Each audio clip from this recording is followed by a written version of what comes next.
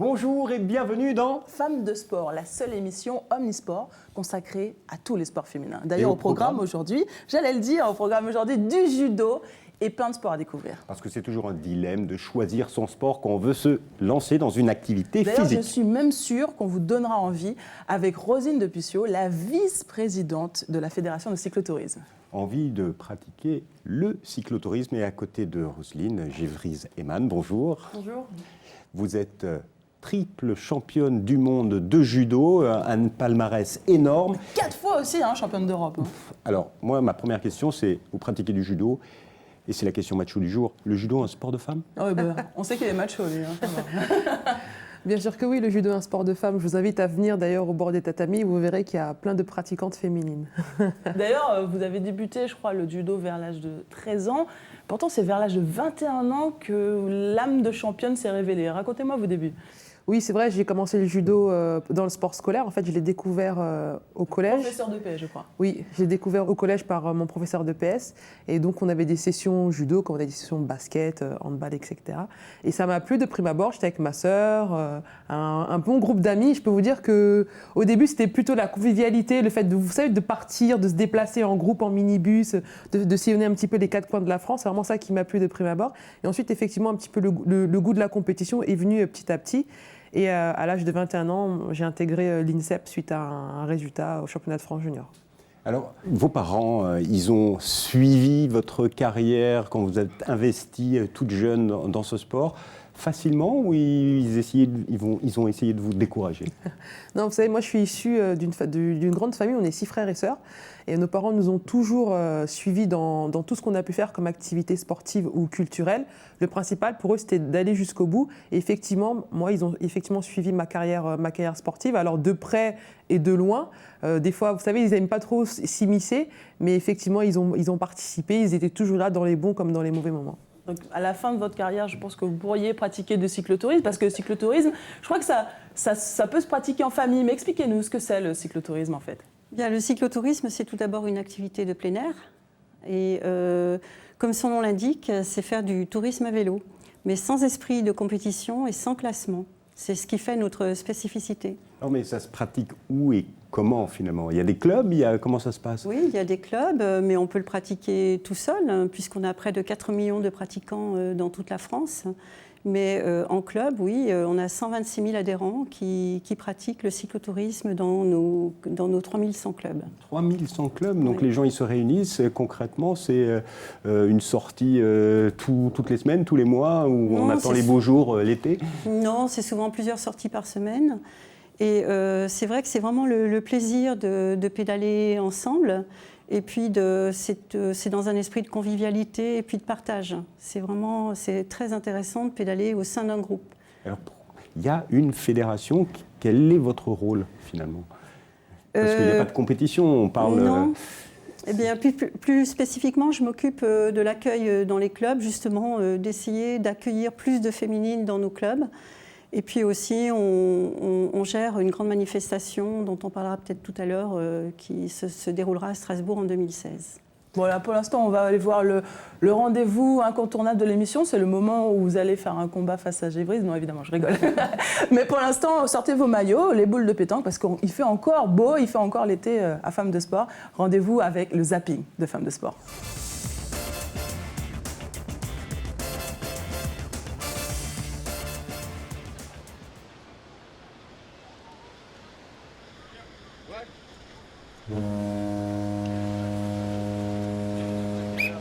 Au premier abord, l'image pourrait surprendre. Oui, il n'y avait que des filles dimanche matin aux abords du Gymnase Gann de Saint-Julien-les-Villas.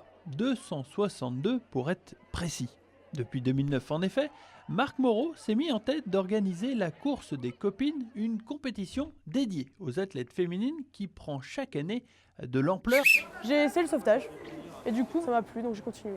On a une partie sportive qui est beaucoup plus tractage de mannequins, aller rechercher les mannequins, des palmes, de la bouée de tube. Et après on a une partie qui est un peu plus opérationnelle où là on va faire tout ce qui est gestes de sauvetage et sur les mannequins. Avec la championne de France, elle est là, à 2h37.02 pour Aline Camboulive, 2h37.02, Aline, championne de France.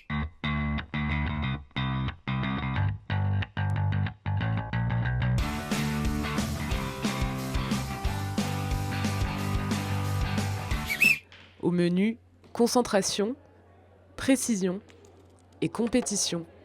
Championnes de France en 2014, les féminines de Kerror Pétanque défendent leur titre. J'aime bien justement l'esprit compétition. Je n'aime pas les parties d'amateurs, mais on démarre pas trop mal. On a gagné déjà hier, on a gagné aujourd'hui, donc c'est pas mal. Aline Cambou-Voulive réalise une saison 2015 exceptionnelle. Moi, je vais vous demander de l'applaudir. Championne de France de semi-marathon il y a 15 jours à Fort-de-France. Championne de France de course en montagne. Championne de France de marathon. Alors là, le public breton, ovation, s'il vous plaît, pour Aline Cambou-Voulive. 48 clubs français sont inscrits dans ce championnat de femmes. Ce week-end, elles s'affrontent en tête-à-tête, en doublette ou en triplette. Moi, je l'ai déjà fait la course. Ouais. J'aime beaucoup venir à 3 courir et je l'avais trouvé super sympa. Donc voilà, j'ai emmené ma sœur et une autre copine. Les organisateurs n'avaient rien laissé au hasard à l'arrivée des roses. Ils réfléchissent déjà à un autre projet pour attirer les partenaires afin de donner une autre ampleur à cet événement.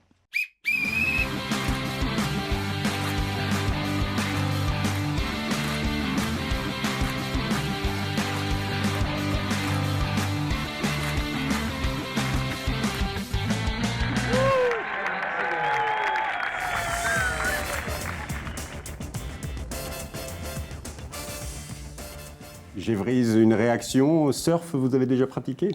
Oui, j'ai déjà pratiqué, mais je ne suis pas très bonne. Mais par contre, très impressionnant, la championne de France de semi-marathon, marathon, course en montagne, non mais fabuleux quoi. Fabuleux. C'est vrai que c'est un palmarès impressionnant. Ah oui, très ça impressionnant. Ça vaut le respect. Tout à fait. Et vous, votre actualité aujourd'hui, c'est quoi en ce moment?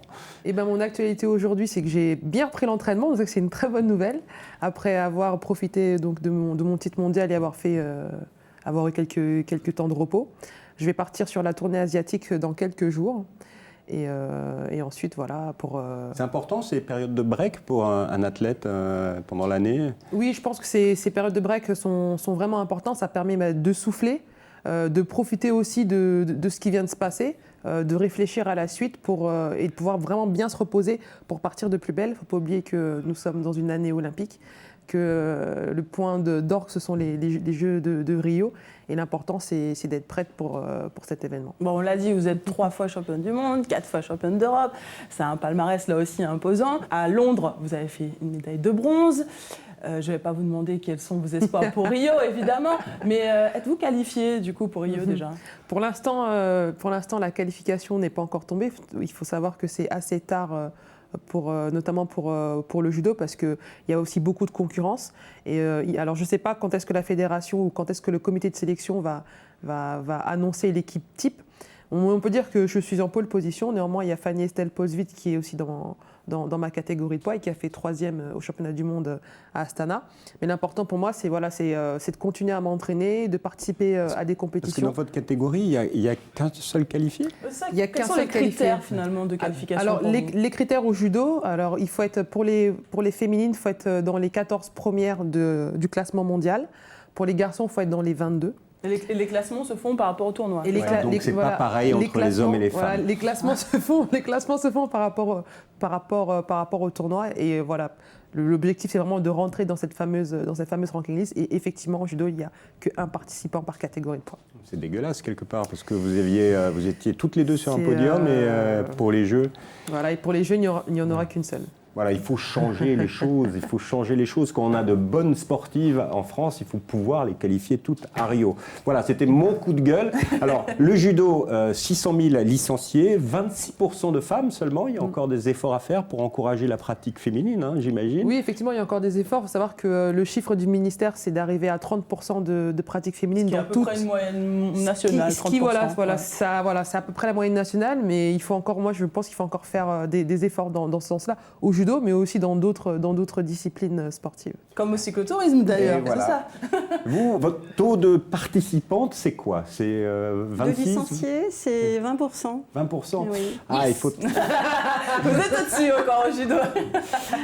Et alors, que faire pour développer la pratique du cyclotourisme par les femmes? Eh bien, c'est vrai qu'on s'est posé la question, pourquoi si peu de femmes dans nos clubs? Parce que le cyclotourisme est un sport qui est vraiment accessible aux femmes. Donc on s'est dit, il faut trouver une solution, un moyen pour les attirer. Et pourquoi pas organiser une grande manifestation dédiée aux femmes, rien qu'aux femmes. Et c'est pour ça qu'on avait mis en place en 2012 Tout à Paris. L'idée, c'était de rassembler le plus grand nombre de femmes qui viennent de toutes leurs régions respectives, et de les rassembler à Paris en septembre 2012. Et vous-même, vous avez participé à cette... Nous, on a organisé, donc on n'a pas pu participer au voyage itinérant, mais c'est vrai qu'on était là à Paris pour les recevoir.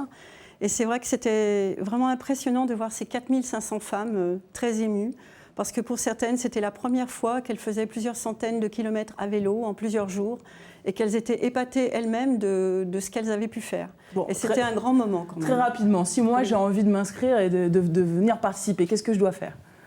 Eh bien, vous tapez à la porte d'un club et puis voilà, vous serez accueillis avec grand plaisir. Et il y a un site internet, je vous le donne, c'est www.toutavélo.fr. Les départs commencent quand et l'arrivée, c'est... Pour Strasbourg, ça va débuter 15 jours, une semaine avant, parce qu'il y en a qui viennent de l'extrême sud de la France. Et l'arrivée est prévue pour le dimanche 5 juin 2016, où là on espère avoir 10 000 femmes, puisqu'elles viendront de toute l'Europe. Le plus gros peloton voilà. De France féminin, même d'Europe et voire du monde, parce que des rassemblements de ce type... Il ne faut pas être trop exigeant, mais de France c'est sûr, oui. Alors, je vous propose de découvrir un autre sport, un sport qui te fera plaisir, toi, qui est plutôt frileuse. Je sais que tu n'aimes pas trop faire du cyclisme l'hiver. Non, pas l'hiver. C'est un sujet qui nous est proposé par l'équipe de WEO. Regardez. Depuis septembre, une nouvelle discipline a investi l'espace François Mitterrand d'Hénin-Beaumont. En partenariat avec le Boxing Club héninois, Laetitia Chevalier dispense des cours de cardio-box. Une discipline complète et intense. L'idée, c'était de donner un côté fun à la discipline, donc on mixe toutes les techniques de boxe avec du cardio, du renforcement musculaire, dans la joie, la bonne humeur et surtout accessible à tout le monde. On travaille le mental, pour l'estime de soi, le dépassement de soi. C'est pour tous les âges, tous les profils et chacun y trouve son compte. Le dépassement de soi, le fait d'échanger, de donner des coups dans les sacs de frappe, tous les ateliers, c'est vraiment complet et voilà, moi j'y trouve mon compte et je me défoule bien. Se dépenser en musique dans une ambiance détendue, l'essai est souvent transformé. Ça change des clubs de sport traditionnels, de la Zumba, de la gym et tout ça, donc ça change. C'est intense, on travaille tout, on fait beaucoup de cardio, corde à sauter. J'ai déjà converti mes sœurs, j'essaye de convertir ma mère. Les cours de cardio-box ont lieu tous les dimanches matins. C'est 5 € la séance pour 1h30 de pratique dynamique et un véritable exutoire. Bah alors, vous êtes convaincu ? Je trouve étonnant ce nouveau sport, et puis c'est le rôle des coachs qui est très important. Dans le cyclotourisme et dans vos clubs, est-ce qu'il y a des coachs qui aident les débutants ? Ce sont les cyclotouristes expérimentés qui encadrent les débutants qui viennent à nos sorties. Mais c'est vrai qu'on fait des sorties adaptées, ça peut être 20 km, 30 km. Et on s'arrête, on leur apprend comment gérer leur vélo, parce que c'est pas évident parfois. Mais c'est vrai même que... dans votre club, ça se passe comment ? Votre club, d'ailleurs, a un drôle de nom, c'est le... Cycloclub Tricastin. Donc je viens de la Drôme provençale, au milieu des champs de lavande. Et donc vous proposez des sorties, vous accompagnez des jeunes et des moins jeunes ? Lorsqu'il y a des nouveaux qui entrent, qui veulent connaître un petit peu notre activité, nous sommes là pour les encadrer et leur expliquer la fédération et puis pédaler à leur côté et les regarder progresser, parce que ça va très vite. Il faut savoir que le cyclotourisme, c'est un sport qui se pratique à tout âge. Je tiens à préciser que notre doyenne a 92 ans et qu'elle pédale encore. Ah oui. C'est vraiment extraordinaire. On a plein d'avenir, nous encore. Donc ça doit être une super coach, pleine d'expérience pour monter l'école de la Drôme facilement. Nous avons 100 cols dans la Drôme. Donc dans le sport de haut niveau, par contre, évidemment, le coaching, c'est une valeur importante. Catherine Fleury, une femme d'exception, puisque c'est la première championne olympique française du judo. C'est votre coach en équipe de France. Est-ce qu'elle aurait eu cet impact sur vous si elle n'avait pas cette aura autour d'elle, si elle n'avait pas ce discours ? Alors, déjà, c'est vrai que Cathy, c'est un personnage, comme on a l'habitude de le dire. C'est vraiment une femme qui sait s'imposer. Alors, de par effectivement sa franchise, sa manière de s'exprimer, mais de par aussi ce qu'elle inspire et par ce qu'elle peut incarner. Et ça, c'est vraiment ça qui m'a parlé la première fois que je l'ai rencontrée, parce qu'elle a été aussi ma coach lorsque j'ai eu mon premier titre mondial en 2007. Elle est inspirante, vraiment. Oui, voilà. Et puis de toute façon, alors quand même on a des caractères assez différents. Moi, je suis peut-être un peu plus, je vais dire, introvertie, mais voilà, elle sait où appuyer pour faire ressentir la lionne, quoi, tout simplement. Un management différent. Moi, j'avais une question sur les coachs dans le judo. Visiblement, il y a beaucoup de coachs féminins, beaucoup de femmes coachs ou plus d'hommes coachs. Est-ce que la relation de l'athlète avec ses coachs est différente? De toute façon, oui. La relation qu'un athlète a avec son coach, son entraîneur, est vraiment différente et très particulière. En équipe de France, c'est Cathy Fleury qui est ma référente. Au Levallois Sporting Club, c'est Christian Chaumont, donc c'est un coach masculin. Et alors tous les deux, avec tous les deux, ça se passe très bien.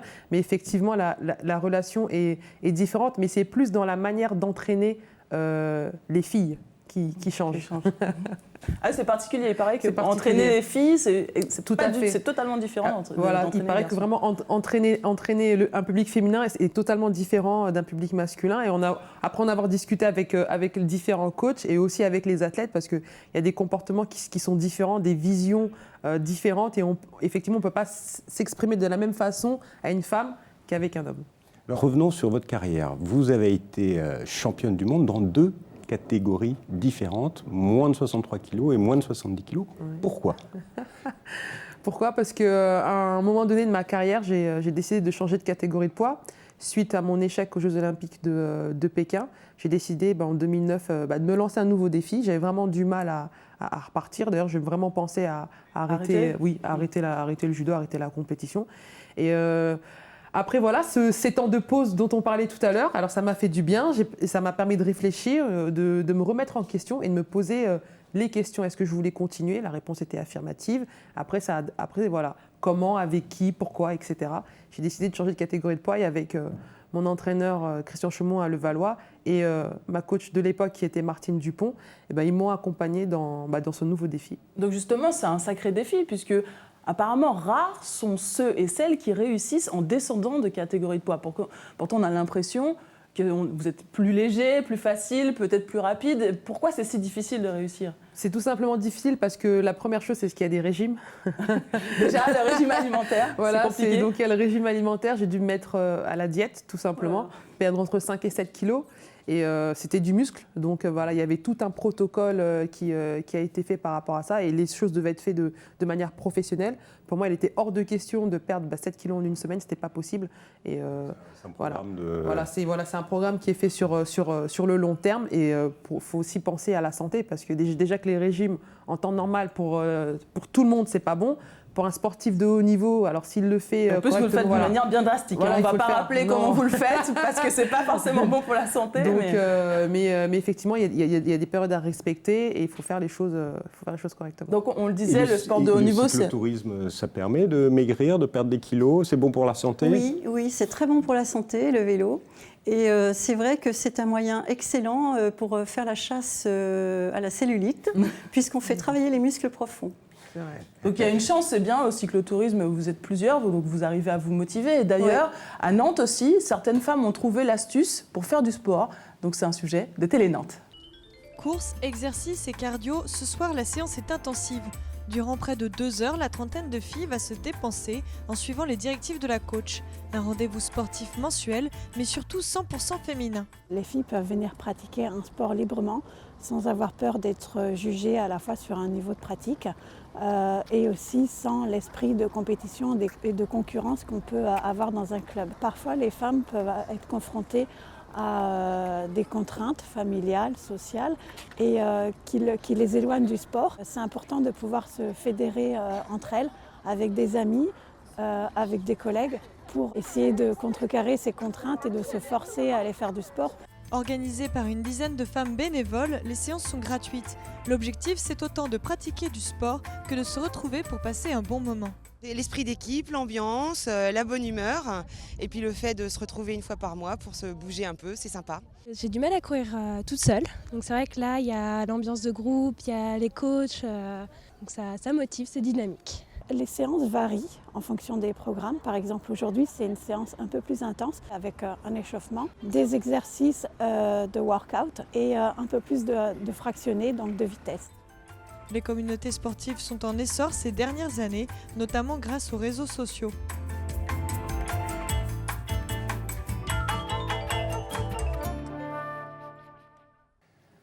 Alors voilà une façon intéressante de pratiquer le sport à plusieurs. Pour pratiquer à plusieurs le cyclotourisme, pour avoir plein d'informations, il y a un site en particulier. Oui, vous avez le site Vélo en France. Si vous le consultez, vous pouvez télécharger près de 3000 gratuitement sur votre GPS, près de 3000 circuits, soit véloroute, soit VTT. Et c'est vrai que le site en ce moment est en rénovation. Il sera tout beau, tout propre, tout voilà, nouveau le 5 décembre prochain. Voilà. Et on y trouvera plein d'informations sur le cyclisme, voilà, mais également le tourisme. Voilà, également le tourisme, c'est-à-dire que vous aurez des bonnes adresses pour retrouver des hébergements ou des restaurants sur votre circuit, ainsi que tous les sites touristiques intéressants à visiter.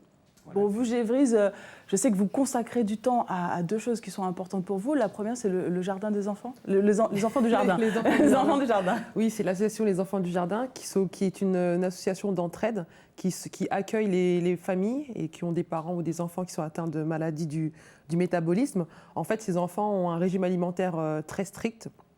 Et avec les membres de l'association, en fait, on organise des week-ends régionaux une fois par an, mais aussi des sorties culturelles, des sorties sportives. D'ailleurs, ils ont eu la chance de pouvoir aller à Londres, aux Jeux Olympiques de Londres, et de venir au Club France en 2012. Qu'est-ce qui vous a poussé à vous investir dans cette vie associative? Alors, c'est vrai que mon petit frère est atteint d'une des maladies du métabolisme. Lui, il est atteint de la leucinose. Il a du mal à assimiler la protéine. Et en fait, avec mes parents, lorsque mon petit frère est né, c'est vrai qu'on était confrontés à cette maladie. Et ils ont décidé d'être membres de cette association. Et ça nous a vraiment permis de comprendre ce qui se passait. Et c'est vrai que d'appartenir à un groupe, c'est comme ça apporte un soutien aux familles. Et moi, après, voilà, j'ai décidé, c'était vraiment naturel, j'ai décidé de promouvoir un petit peu cette association. D'utiliser votre notoriété pour en parler. Voilà, un petit peu ma notoriété pour pouvoir en parler, pour pouvoir organiser des manifestations et tout simplement pour redonner aussi du sourire aux enfants, quoi. Et comme vous êtes très généreuse, il y a une deuxième chose en humanitaire à Rio, c'est ça? Oui, en vue des Jeux de Rio, je me suis avec Laurent Dauphès qui travaille au service communication du Levallois Sporting Club. Il a eu cette idée de pouvoir monter un projet humanitaire et moi j'ai dit bien sûr, il n'y a pas que le sport, faut aussi si on peut profiter d'aller à Rio pour aussi mettre en place des actions pérennes. Et donc le projet s'appelle Solidar Rio, en partenariat avec l'association Terrativa, qui est une ONG française qui est située dans la favela de Morro do Fubá, et avec l'association Univers le Sport. Et il faut découvrir tout ce qu'ils font sur Facebook, donc Facebook, Solidar Rio ou Terrativa. Et puis bien sûr, si vous voulez aider les enfants du jardin, c'est www.lesenfantsdujardin.fr. Merci mesdames, c'est un plaisir de vous avoir et de découvrir toutes vos activités et votre générosité. Et puis j'espère vous suivre et vous à Rio. Merci. Merci. À bientôt. Maintenant, c'est l'heure de l'agenda avec Florian.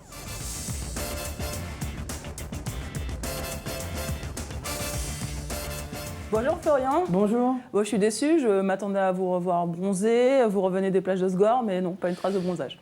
On peut pas tout avoir. Bon, est-ce qu'au moins vous avez préparé l'agenda de novembre? Bon, alors allons-y. Alors on commence le 15 novembre avec du rugby, évidemment dans le sud-ouest, avec le derby du top 8 entre le Stade Toulousain et Blagnac-Saint-Orens. C'est également un week-end de hand. C'est un week-end de hand avec des Coupes d'Europe les 14 et 15 novembre, dont le match de Fleury en Ligue des Champions à Orléans contre les Allemandes de Thüringer. Un sport d'eau peut-être? Les championnats de France de natation petit bassin, si ça vous va. Voilà. Du 19 novembre au 22 novembre, ce sera à Angers, à la piscine Jean-Bouin, avec les meilleures Françaises pour le dernier rendez-vous de la saison. Moi, je suis très sport-co, du basket peut-être. Du basket avec l'équipe de France, le 21 novembre, à Bourges, face à l'Estonie. C'est le début des qualifications à l'Euro 2017. Et ce sera dans le tout nouveau Prado de Bourges, qui offre aujourd'hui 5000 places. Le déplacement vaut le coût. Alors, en Ile-de-France, j'ai sélectionné pour vous le Salon du Cheval à Villepinte du 28 novembre au 6 décembre. On parle de salon maintenant, Il y a de la compétition. Le Salon du Cheval, il y a de la compétition. Il y aura le Master international de voltige qui comptera pour la Coupe du Monde. Et aussi le Longines Masters de Paris, c'est une compétition de saut d'obstacles qui réunit les meilleures cavalières et meilleurs cavaliers du monde, puisque l'équitation est un sport mixte. Mais tout ne se passe pas à Paris. Qu'est-ce que tu as d'autre en province? En Vendée, du 29 au 6 décembre, il y aura les championnats du monde junior de tennis de table à Mouilleron-le-Captif, c'est en Vendée. À côté de La Roche-sur-Yon. Bon, allez, un cocorico, une équipe de France peut-être? Un dernier petit cocorico avec du handball et le France-Roumanie qui se déroulera à Roanne le 26 novembre. Il sera suivi ce match du tournoi de Paris-Île-de-France à Coubertin et ce tournoi préparera les championnats du monde qui débuteront quelques jours plus tard au Danemark. Ah oui, donc c'est intéressant, à ne pas louper. À ne pas rater. Merci beaucoup Florian. Alors si vous voulez retrouver toutes ces dates d'agenda, vous allez sur le site internet www.femmedesport.com. Eh bien messieurs, ça y est, c'est la fin de Femmes de Sport. C'était un plaisir de vous avoir encore une fois. Puis je vous dis à très bientôt.